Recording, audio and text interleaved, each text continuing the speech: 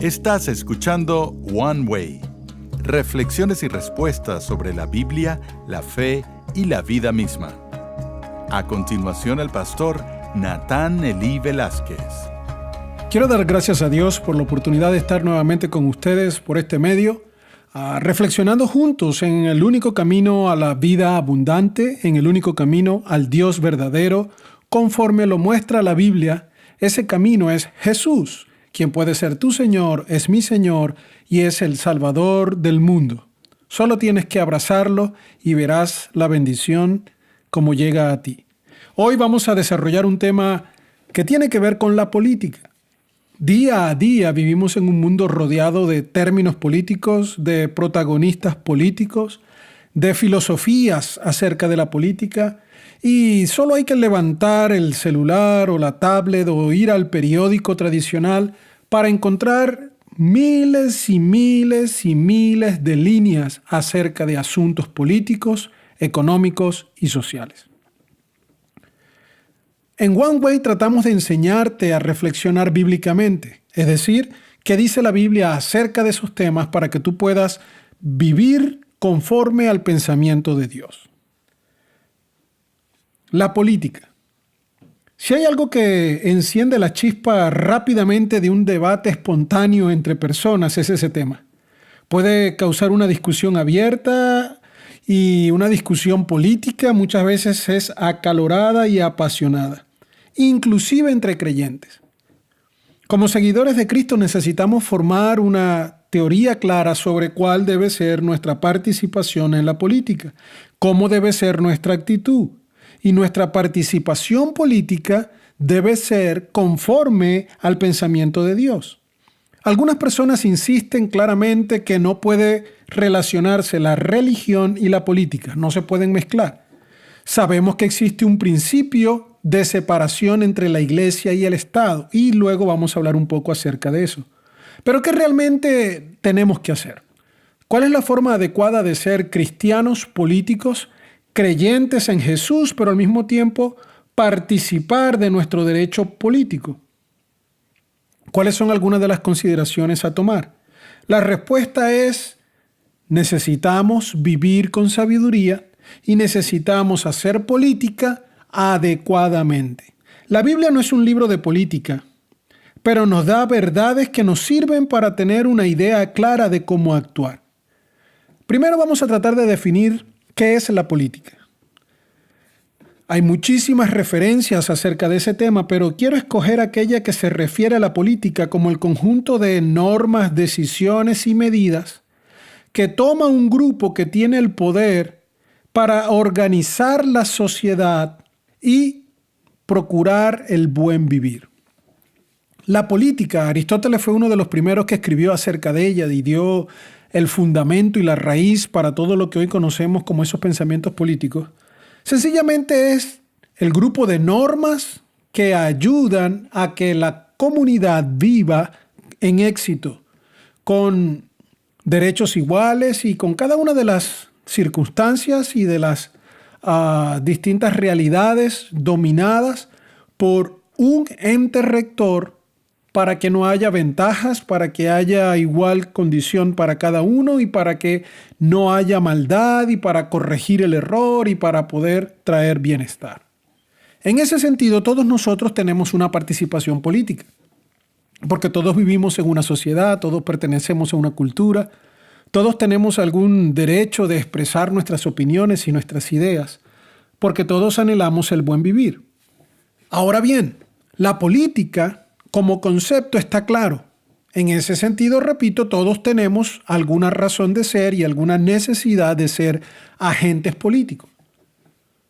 Pero cuando comenzamos a hablar de la política, ya refiriéndonos a la práctica de hacer política como el esfuerzo por lograr llegar a ese estatus de gobierno, toda la carrera política, las normas de ejercer política, para poder tener el derecho o la oportunidad de ser una de las autoridades que rigen a la sociedad.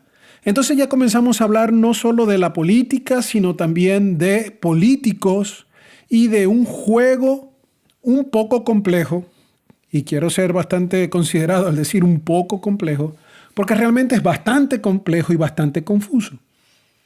Hacer política ya como carrera o hacer política ya con la intención de poder sobresalir y llegar a adquirir derechos y poder tener oportunidades que te lleven a determinado cargo, a determinada circunstancia de ejercer poder, es otro completo asunto. Entonces tendríamos que responder, ¿puede un creyente, puede un cristiano hacer una carrera política?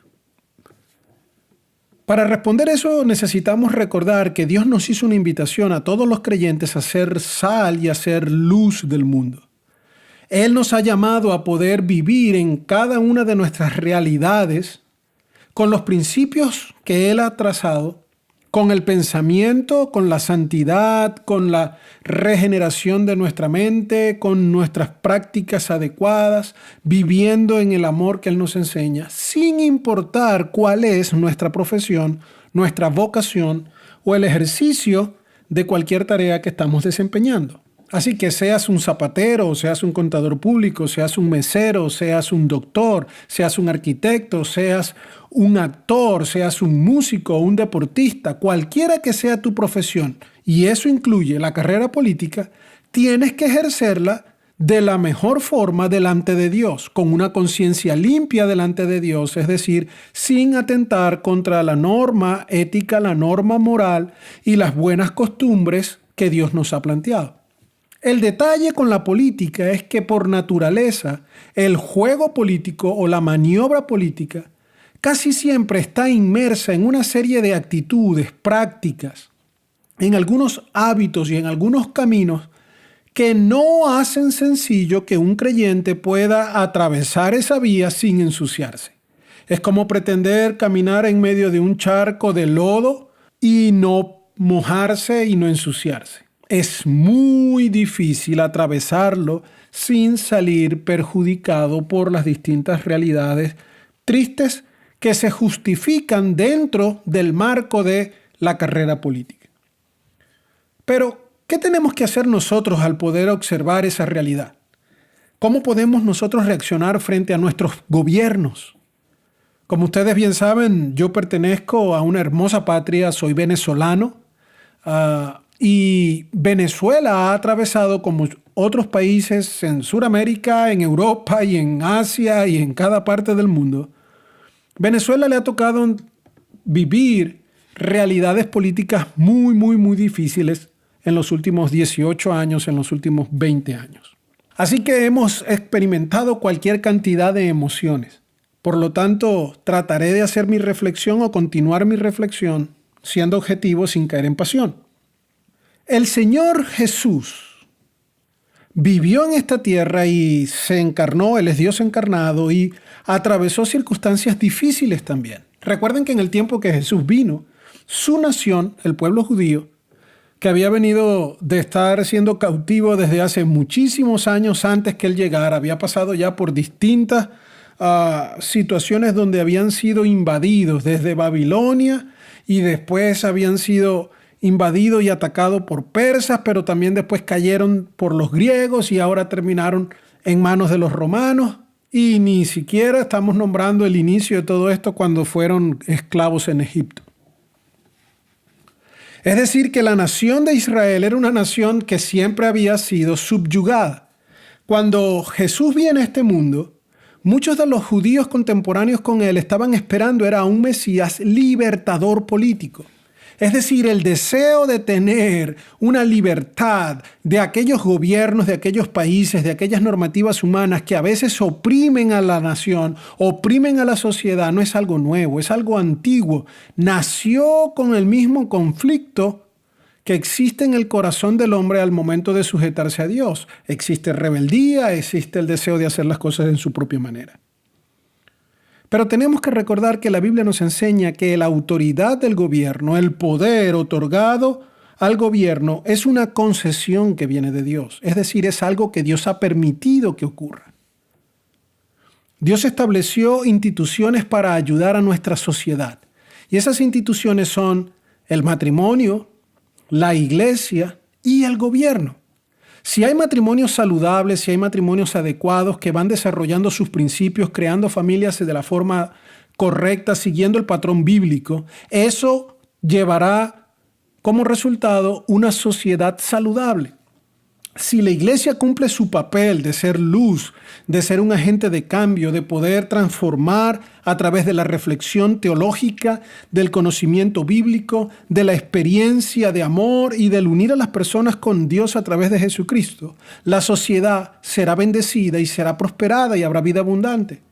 Si los gobiernos ejercen su autoridad y procuran cumplir con lo que se le ha sido delegada, la responsabilidad de mantener el orden, la paz, de cuidar el bien social, de poder ayudar a cada individuo a desarrollar su vida y a poder tener la mejor oportunidad de crecimiento, la sociedad mejorará.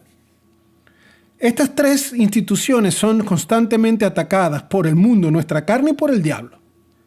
Y aunque hoy no vamos a hablar de cada una de ellas, es lógico entender cómo el gobierno es una institución que siempre ha estado bajo un conflicto.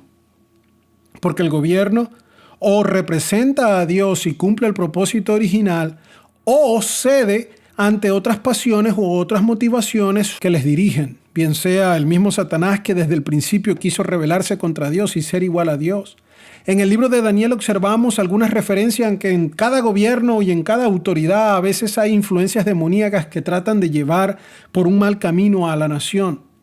Así que hay conflicto. Todos aquellos que están en autoridad tienen un conflicto perenne, no solo contra su carne, no solo contra el pecado, sino también contra las huestes de maldad, los principados, las potestades, que pretenden desviarles de su objetivo para convertir la oportunidad que tienen en sus manos no en algo de bendición, sino en algo de destrucción.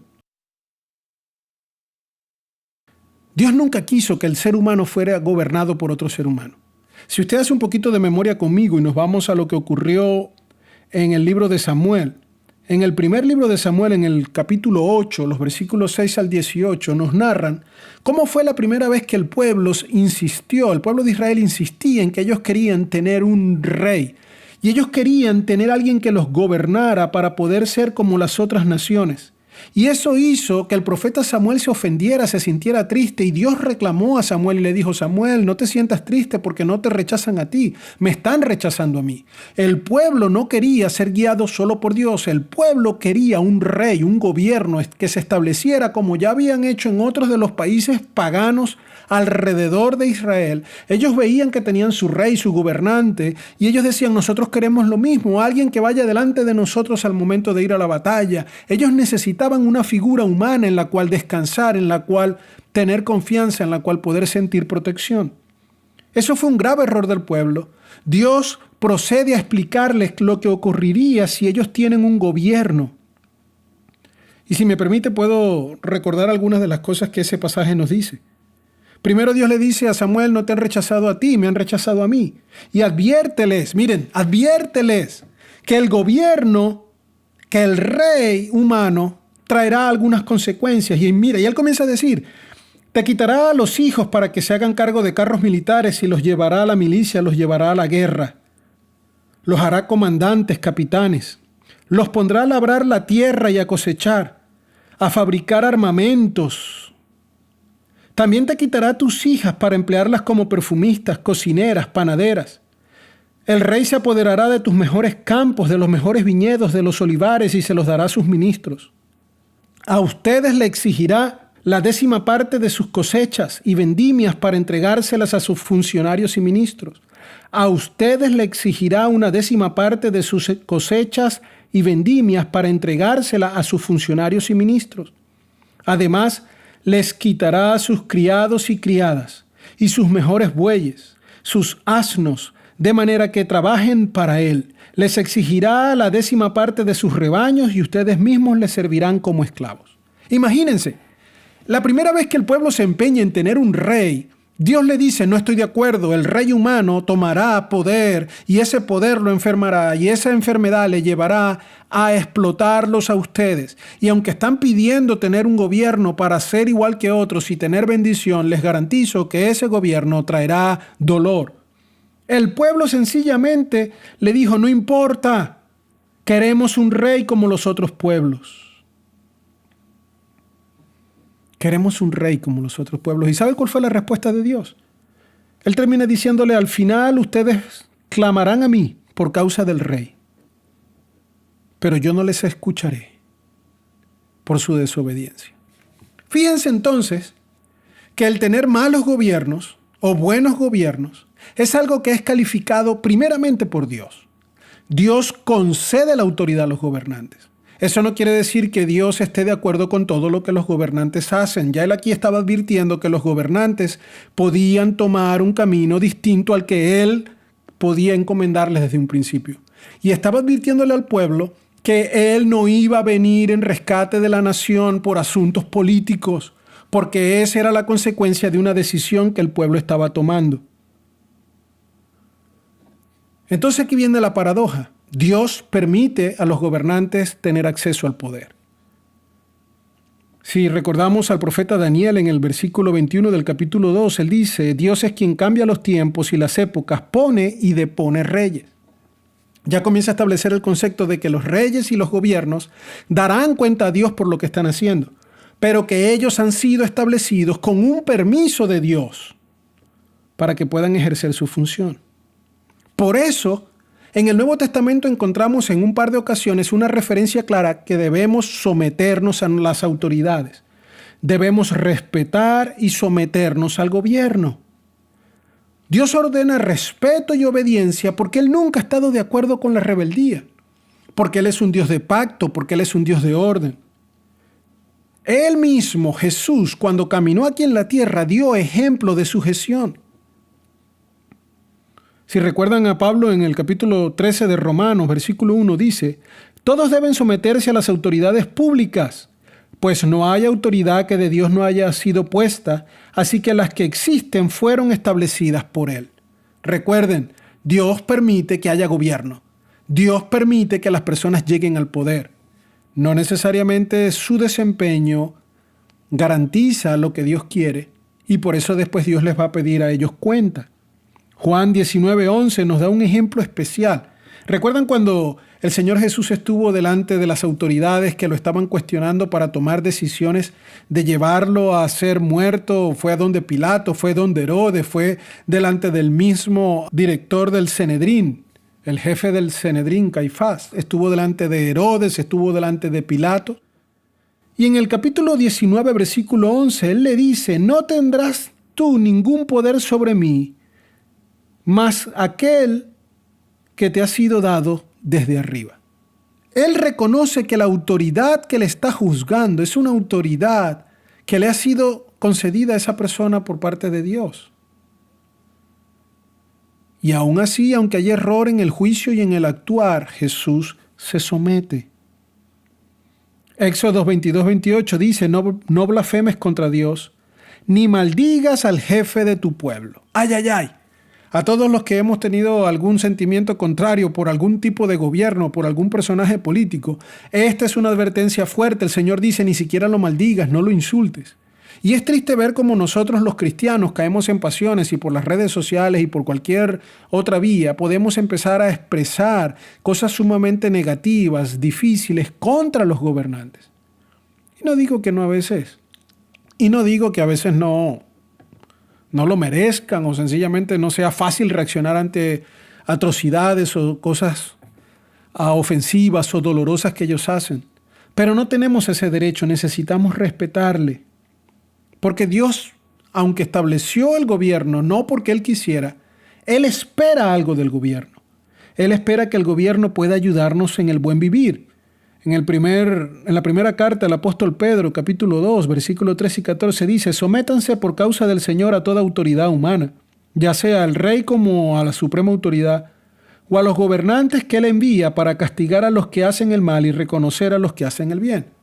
Es decir, Pedro está estableciendo que el gobierno debería procurar corregir el mal, promover y motivar a los que hacen el bien, ayudar a que la gente viva mejor. Cuando un gobierno no hace eso, ese gobierno dará cuenta a Dios.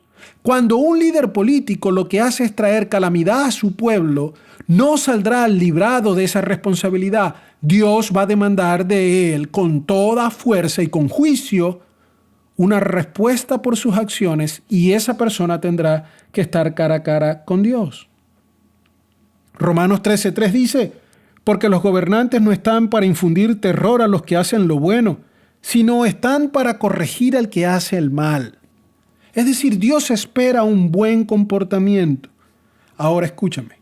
¿Y qué pasa con esos gobiernos garrafales que han ocurrido en la historia de la humanidad? Esa gente perversa que ha llegado y que uno dice: ¿y cómo Dios permite que esto pase? La misma historia de Israel nos enseña que el faraón desde Egipto maltrató al pueblo y Dios permitió que ocurriera. Cada uno de los pueblos que se impuso sobre Israel los hizo sufrir. En los mismos días de Jesús hubo masacres. En los mismos días de Jesús hubo contiendas. Y Jesús no participó en ninguno de esos movimientos políticos. ¿Por qué? Porque la Biblia no entra en el juego político, no nos enseña una determinada filosofía política. En la Biblia no se nos da la claridad de que debe existir la democracia, ni se nos enseña que debemos ser gobernados por una república. No se hace referencia a una monarquía como algo que Dios quería. Tampoco nos da justificación para que exista dictadura, o para que pueda existir un socialismo, o el fascismo, o el liberalismo, la anarquía, el comunismo, etc. Cada una de esas filosofías y pensamientos que llevan a tener patrones para ejercer la política, es decir, la oportunidad de regir las normas sociales, son invención del hombre. Eso no nació en Dios, aunque algunos han querido justificarlo con argumentos jalados por los pelos. Dios no nos da en su palabra una directriz del pensamiento político. Necesitamos entender que no podemos reaccionar ante la maldad de los reyes, la maldad de los gobernantes con rebeldía. El mismo apóstol Pablo en el capítulo 2 del versículo 13 dice: por lo tanto, todo el que se opone a la autoridad se rebela contra lo que Dios ha instituido. Los que así proceden recibirán castigo. Nosotros como creyentes no podemos ser de una oposición política descarada, ofendiendo a los reyes, reclamándole de una forma airada y faltando el respeto a las autoridades. Nosotros solo tenemos la oportunidad de ver a nuestros gobernantes como un campo misionero. Necesitamos orar por ellos, predicarles, interceder para que puedan ser salvos, como dice Pedro y como dice Pablo. No podemos rebelarnos. Y fíjense que Pablo fue víctima de tantos abusos por parte del gobierno. Y él así está diciendo: no se pueden rebelar. Escúchame, querido amigo, escúchame, querida amiga, hermana. No importa que el emperador romano fuera electo por la gente o fuera colocado a dedo por el Senado, o si conquistó su lugar de poder por la fuerza militar. No importa si la autoridad que él tenía iba de la mano con algunos hábitos indebidos, si el César era homosexual, si era matricida o si era un pedófilo. No importa si eran locos que tenían problemas mentales conocidos. La historia demuestra que sin importar la maldad que ellos tienen, nuestro deber es respetar, clamar a Dios, obedecerlos a ellos siempre y cuando no nos guíen o traten de guiar con leyes que van ya descaradamente contra las directrices de Dios. No tenemos excusa. Por lo tanto, si tú eres cristiano y quieres hacer una carrera política, tienes que entender que debes tener fortaleza espiritual, madurez cristiana, hábitos de carácter, disciplina, para poder ser luz y sal en medio de un ambiente tan corrompido. Jesucristo y su reino trascienden lo político. En Hechos capítulo 1, versículos 7 y 8, cuando él ya estaba a punto de irse al cielo, los discípulos habían hablado con él de muchos temas, pero de repente como que les entró así el nervio y bueno, ¿y qué va a pasar con la política? Se le acercaron y le preguntaron. Le dijeron: Señor, ¿es ahora cuando vas a restablecer el reino de Israel? Ese era el momento de una respuesta política. Padre, ven acá. Tú estuviste con nosotros y sabes que están los celotes, que están los herodianos. Algunos de los discípulos estaban relacionados con los celotes. Sabemos que los saduceos que estaban al frente del templo también tenían algunos lazos con las autoridades romanas.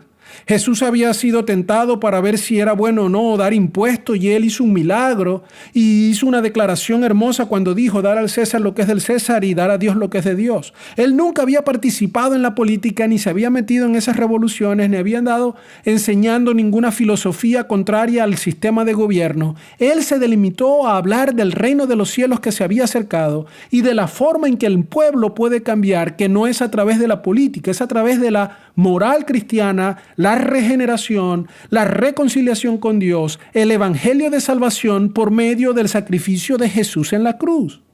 Ellos vienen y le preguntan y Jesús lo que hace es decir, señores, no les toca a ustedes saber los tiempos, ni la hora, ni el momento determinado.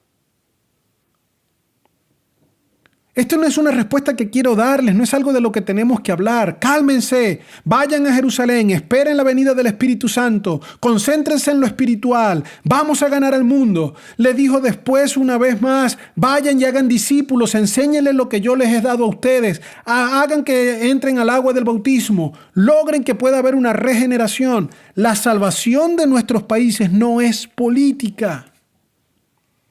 Las circunstancias políticas y sociales nos afectan, nos duelen. Pero esas también son circunstancias que Dios utiliza para moldear nuestro corazón y nuestra mente. Y cuando tú y yo intercedemos y le pedimos a Dios que nos libre de Faraón, que nos libre del gobernador, que nos libre del presidente, que mire las injusticias que están haciendo, Él va a hacer como le dijo a Samuel, no los voy a escuchar. Particularmente yo tengo esa creencia. Yo creo que Dios se duele con nosotros, como individuo nos ayuda, nos sostiene. Él dijo que si buscamos su reino, Él va a agregar lo que necesitamos.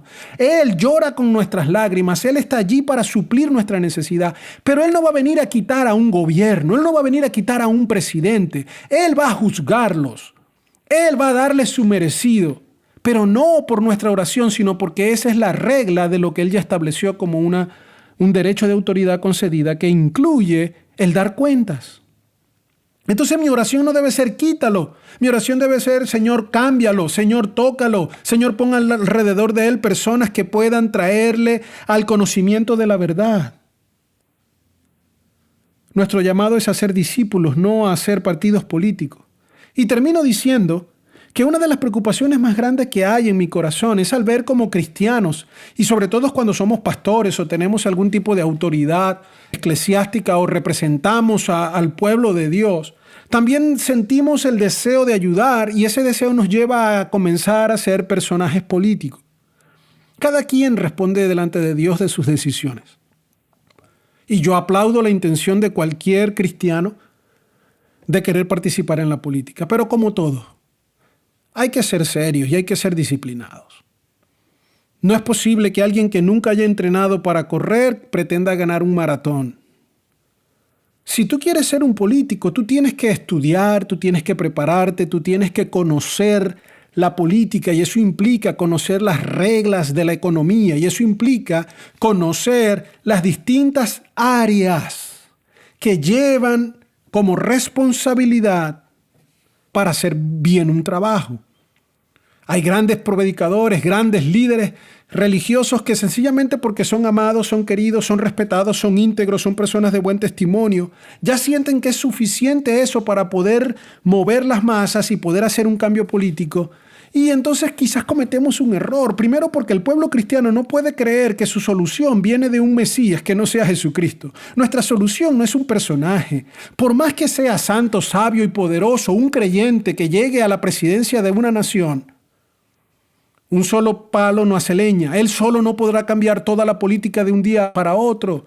Necesita un proceso de ir formando, de ir creando. Amados hermanos, si tú quieres ser político, adelante, hazlo bien, prepárate y representa bien los pensamientos cristianos y da el mejor testimonio.